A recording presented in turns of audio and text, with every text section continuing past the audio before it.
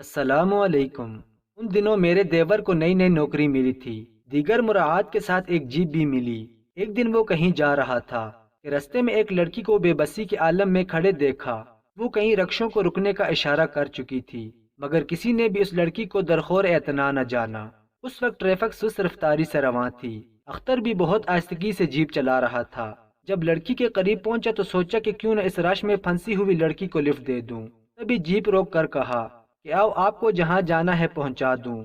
اس وقت وہ لڑکی چلتے ٹریفک کے درمیان پھنسی ہوئی سخت پریشان بلکہ حواس باختہ تھی۔ دوپہر کی تپتی دھوپ میں پسینے سے نہا چکی تھی۔ اختر کی پیشکش پر زیادہ گھبرا گئی۔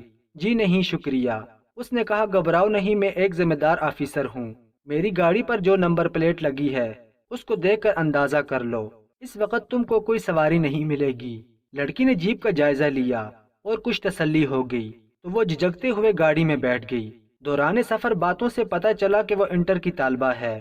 روز سہیلی کے ساتھ اس کی گاڑی میں آتی جاتی تھی۔ آج سہیلی نہ آئی تو اکیلے ہی آنا ہے۔ اتفاق یہ کہ جس جگہ وہ رہتی تھی وہاں قریب ہی ہمارا گھر تھا۔ جب اختر نے اس کو اس کے گھر کے قریب اتارا تو اپنا کارڈ بھی اسے تھما دیا، جیسا کہ اکثر نوجوانوں کی عادت ہوتی ہے۔ لڑکی نے مسکرا کر وہ کارڈ اپنے پرس میں رکھ لیا۔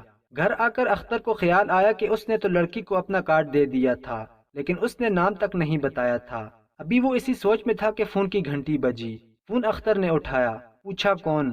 جواب ملا وہی دوپہر والی۔ نام تو بتا دیجئے۔ ماریا اس نے بتایا۔ اس کے بعد وہ 15 منٹ تک میرے دیور سے باتیں کرتی رہی۔ اس کے بعد یہ معمول ہو گیا کہ ماریا اختر کو شام کو روز فون کرتی اور اسے بھی اس لڑکی کے فون کا انتظار رہتا تھا۔ دن مہینوں میں اور مہینے سالوں میں بدلتے گئے۔ اس دوران یہ دونوں کافی ایک دوسرے کے قریب آ چکے تھے اور میں دیکھ رہی تھی کہ معاملہ سنجیدہ ہوتا جا رہا ہے۔ میں نے لڑکی کا اتا پتہ معلوم کیا۔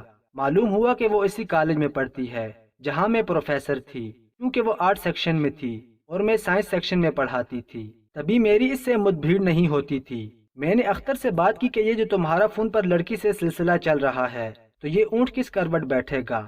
اس نے کہا بھابھی میرا ماریا سے رشتے کا ارادہ ہے۔ اس کے لیے تم دونوں کو اپنے والدین کو راضی کرنا ہوگا، جو ایک مشکل مرحلہ ہے۔ وہ تو ہے، اختر بولا، مگر بھابھی آپ جو ہیں آپ مدد کریں گی۔ پہلے لڑکی سے پوچھ لو، دیکھو وہ کیا کہتی ہے۔ وقت کے ساتھ ساتھ اختر اور ماریا کے فون پر گفتگو کے اوقات بھی تبدیل ہوتے رہے، لیکن یہ دونوں مسلسل رابطہ میں تھے۔ ایک روز اختر کو میں نے کافی پریشان دیکھا۔ پوچھنے پر پتہ چلا کہ ماریا نے اس کو فون پر بتایا تھا کہ اس کے ماموں کا لڑکا بیمار ہے، کسی طور ٹھیک نہیں ہو رہا، اس کا ذہنی توازن خراب ہوتا جا رہا ہے۔ اس پر میں نے کہا کہ خدا اس کو شفا دے۔ پریشان ہو کر وہ بولی، اصل میں ڈاکٹر نے ماریا کے ماموں کو یہ مشورہ دیا ہے کہ وہ بیٹے کی شادی کر دیں، وہ نارمل ہو جائے گا۔ اب ماریا کے ماموں اپنی بہن اور بہنوئی سے کامران کے لیے ان کی بیٹی کا رشتہ مانگ رہے ہیں۔ ماریا کا رشتہ؟ جی بھابھی، ماریا کا رشتہ مانگ رہے ہیں۔ تبھی اس نے پریشان ہو کر مجھے فون کیا ہے۔ اختر سے یہ بات سن کر میں اور بھی پریشان ہو گئی۔ اگر شادی کے بعد بھی کامران ٹھیک نہ ہو تب تو ماریا کی زندگی خراب ہو جائے گی۔ اس دن کے بعد میرا دیور کافی پریشان رہنے لگا۔ تب میں نے اختر کو تسلی دی اور مدد کا وعدہ کیا۔ میں نے اپنے ساس سسر کو اعتماد میں لیا۔ اختر اور ماریا کے رشتے کے لیے ان کو راضی کر لیا۔ ماریا کو اپنی شاگرد بتایا اور منا لیا کہ وہ جلد از جلد اس کا رشتہ طلب کرنے ماریا کے والد کے پاس ان کے گھر جائیں۔ ایک ہفتے کے اندر اندر اپنی ساس کو لے کر میں ماریا کے گھر گئی۔ اس کے گھر والے بہت خوش اخلاقی سے ملے۔ رشتے کے بارے میں کہا کہ ہم صلاح مشورہ کر کے جواب دیں گے۔ یوں لگتا تھا جیسے انہوں نے ہم کو پسند کر لیا ہے۔ مجھے تو یقین ہو گیا کہ ماریا اب میرے دیور کی دلہن بننے والی ہے۔ وہ خوبصورت تھی، گفتگو سے اچھی تھی، اس کا تعلیمی ریکارڈ بھی اچھا تھا۔ میں نے اس کی کلاس ٹیچر سے ماریا کے بارے میں معلومات لی تو انہوں نے بھی اس بچی کی تعریف کی تھی۔ ماریا کا باپ ایک آفیسر پوسٹ پر تھا۔ یہ پڑھے لکھے لوگ تھے اور خوشحال گھرانہ تھا۔ صرف اس کی والدہ زیادہ پڑھی لکھی نہ تھی، باقی تمام فیملی تعلیم یافتہ تھی۔ میں دوسرے تیسرے روز ماریا کی امی کو فون کرتی تھی۔ ان کے لیے یہ انتظار کے دن قیامت کے تھے، کیونکہ لڑکی کے گھر اب بھی صلاح مشورے ہو رہے تھے۔ گھر والے سوچ رہے تھے کہ وہ اختر کا رشتہ قبول کریں یا نہ کریں، کیونکہ ہم بالکل غیر لوگ تھے۔ ادھر لڑکی کا ماموں ممانی زور ڈال رہے تھے، منتیں کر رہے تھے۔ آخر ان لوگوں کی فتح ہوئی اور اپنے بیٹے کے لیے بھانجی کا رشتہ لینے میں کامیاب ہو گئے، جبکہ لڑکی اس رشتے پر قطعی راضی نہ تھی۔ بھلا ایسے لڑکے سے کون لڑکی خودشی سے شادی کرتی ہے جو ذہنی طور پر ناکارہ ہو چکا ہو؟ جب اختر نے سنا کہ ماریا کے والدین نے اس کا رشتہ کامران سے طے کر دیا ہے تو وہ پچھاڑ کھا کر دیوار سے جا لگا۔ میں اور امی جان بھی اختر کو افسردہ دیکھ کر گمسم تھیں۔ ادھر ماریہ کی یہ حالت تھی کہ مردہ سی بستر پر پڑ گئی تھی، جیسے کسی نے اس کی جان نکال لی ہو۔ اس کے والدین کو علم ہی نہ تھا کہ ان کی بیٹی اختر کو پسند کرتی ہے۔ یہ سارا کیا دھرا تو اس کی کم عقل ماں کا تھا، جس نے بائی کی محبت میں اس کی التجاؤں پر بیٹی کو قربان کر دیا تھا۔ اس کے کئی دنوں تک اختر کا دماغ معاف رہا تھا، جیسے کسی نے اس سے سوچنے کی طاقت چھین لی ہو۔ 2 ہفتے بعد ایک روز فون کی گھنٹی بجی، اسی مخصوص ٹائم پر جب وہ اختر کو فون کرتی تھی، اور وہ فون کے قریب ہی رہتا تھا۔ اس نے فون اٹھایا۔ ماریہ بول رہی تھی، مجھے معاف کر دو اختر، میں مجبور ہوں۔ وہ رو رہی تھی، تم چاہو تو میں گھر سے بھاگ کر تمہارے ساتھ کورٹ میرج کرنے پر تیار ہوں۔ ایسا مت سوچو ماریہ، اختر اسے سمجھا رہا تھا، تمہارے والدین کا بھی حق تم پر واجب ہے، ان کی اطاعت کرو اور مجھے بھول جاؤ۔ یہ مناسب نہیں کہ ہم ان کو بھول جائیں اور خوشیوں کا راستہ تلاش کریں، ان کو رنجیدہ کریں۔ بھاگ جانے سے بہتر ہے جدائی کا درد ہمارے دل میں رہ جائے۔ کم از کم تمہارے والدین دنیا والوں کے سامنے رسوا ہونے سے تو بچ جائیں گے۔ رشتہ طے ہونے کے 1 ماہ بعد ماریہ کی شادی اس کے ماموزاد کامران سے ہو گئی۔ ماریہ نکاح پر راضی نہ تھی، مگر زبردستی اسے مجبور کیا گیا تھا۔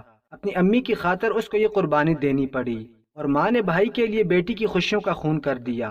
اس کو امید تھی کہ ماریہ جیسی اچھی جیون ساتھی پا کر اس کا بھتیجا نارمل ہو جائے گا۔ ایسا نہ ہو سکا۔ کامران کو پہلے کبھی کبھی دورہ پڑتا تھا، اب آئے دن دورے پڑنے لگے۔ وہ فاتر العقل ہو گیا تھا، الٹی سیدھی حرکتیں کرنے لگا۔ بیوی کو کبھی آیا کہہ کر بلاتا، کبھی امی جان اور کبھی پھوپھی جی۔ غرض ایسی نرالی باتیں کرتا کہ افسوس ہوتا تھا اس کی جوانی پر۔ ادھر ماریہ بیچاری اب جیتی تھی نہ مرتی تھی کہ ساری عمر اس کو ایک پاگل کے ساتھ گزارنی تھی۔ کامران کا علاج ہو رہا تھا، مگر مرض بڑھتا گیا جوں جوں دوا دی۔ ہم نے تو یہ سوچ کر صبر کر لیا کہ ماریہ ہمارے نصیب میں نہیں تھی، لیکن قدرت کے لکھے کو کون ٹال سکتا ہے۔ کامران جو پہلے تھوڑا سا کھسکا ہوا تھا، اب بالکل بھی آپے میں نہ رہا تھا۔ علاج کراتے کامران کو 2 برس ہو گئے، اور یہ عرصہ بیچاری ماریہ نے انگاروں پر لیٹ کر گزارا۔ اس اثناء میں اس کے پاگل شوہر نے اسے اس قدر پریشان کیا کہ وہ خود نیم پاگل لگنے لگی۔ ایک روز میں اور اختر اپنے ایک عزیز کی عیادت کو اسپتال گئے، تو وہاں ہماری ملاقات ماریہ اور اس کی والدہ سے ہو گئی۔ ہم تو ماریہ کو دیکھ کر پہچان ہی نہ سکے کہ جس کو دیکھ کر گلاب کا پھول بھی شرماتا تھا، آج وہ مردہ لگ رہی تھی۔ اس کی والدہ نے ہم کو آواز دے کر بلایا۔ آج وہ بہت پشیمان تھی کہ ناحق بائی کی چکنی چپڑی باتوں میں آ کر ایسا غلط فیصلہ کیا اور بیٹی کی زندگی برباد کر کے رکھ دی۔ لیکن اب میں یا اختر اس کو کیا کہہ سکتے تھے، سوائے اس کے کہ آنٹی آپ کا قصور نہیں، جو قسمت میں تھا وہ ہو گیا۔ بالآخر وہ حرف مدعا زبان پر لے آئیں، کہا کہ اگر آپ چاہیں تو اب بھی میں ماریہ کا رشتہ آپ لوگوں کو دینے کو تیار ہوں، کیونکہ ہم اپنی بیٹی کو سسرال سے لے آئے ہیں اور طلاق کرا رہے ہیں۔ اب مزید یہ پاگل کے ساتھ نہیں رہ سکتی۔ یہ سن کر اختر اور بھی افسردہ ہو گیا۔ اس نے بے بسی سے میری طرف دیکھا تو میں نے آنٹی سے کہا، اب دیر ہو چکی ہے آنٹی، کاش یہ بات آپ نے کچھ دن پہلے کہی ہوتی، ہم تب بھی رشتہ لے لیتے۔ لیکن اب تو اختر کا نکاح میری چھوٹی بہن سے ہو چکا ہے، رخصتی کو 2 ہفتے رہ گئے ہیں، ہم بھی مجبور ہو گئے ہیں، کیا کریں، رشتے ہی ایسے ہیں کہ اب توڑے نہیں جا سکتے۔ یہ سن کر ماریہ کی امی کا چہرہ اتر گیا اور وہ افسردہ ہو کر چلی گئیں۔ جاتے ہوئے انہوں نے ہم کو خدا حافظ بھی نہ کہا، شاید افسردگی میں بھول گئی تھیں۔